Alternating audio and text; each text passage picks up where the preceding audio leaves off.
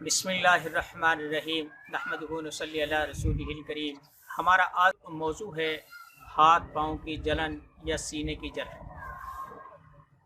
जलन जहाँ भी होती है अवामुन्नास बल्कि कुछ हुकामा भी इसे गर्मी की अलामत तस्वुर करते हैं, लेकिन हकीकत ये है कि ये गर्मी की अलामत नहीं है बल्कि गर्मी की कमी या हरारत की तलब का नाम है। जानना चाहिए कि जहाँ कहीं भी सोजिश और जलन पाई जाएगी वो गर्मी की ज़्यादती की अलामत नहीं होगी, अलबत्ता तुरशी या तुरशे की अलामत कही जा सकती है। तुरशी या तुरशे का मिजाज सर्द खुश्क होता है, इसलिए हाथ पाँव की जलन, सीना की जलन, ज़ुकाम, खांसी वगैरह में जो जलन होती है ये खुश्की सर्द खुश्क होती है और ये हरारत की तलब का नाम है। याद रखें, खुश्क तर नज़ला, ज़ुकाम, खांसी की जलन, पेट सीने की जलन, जिस्म पर गर्मी के दानों की जलन, पेशाब और पाखाने में जलन, सोजिश बल्कि प्यास तक की हरारत की अलामात नहीं हैं बल्कि हरारत की तलब का नाम है।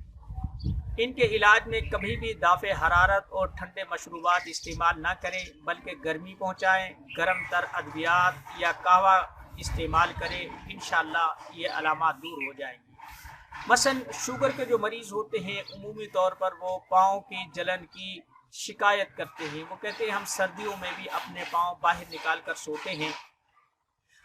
अगर वो ठंडे पानी में अपने पाँव रखते हैं तो कुछ देर के लिए उन्हें राहत और सुकून मिलता है, लेकिन कुछ देर के बाद जैसे ही वो खुश्क होते हैं तो दोबारा से जलन शुरू हो जाती है। हम ऐसे मरीज़ों को गर्म पानी जिसमें नमक डाला गया हो पाँव रखने के लिए कहते हैं।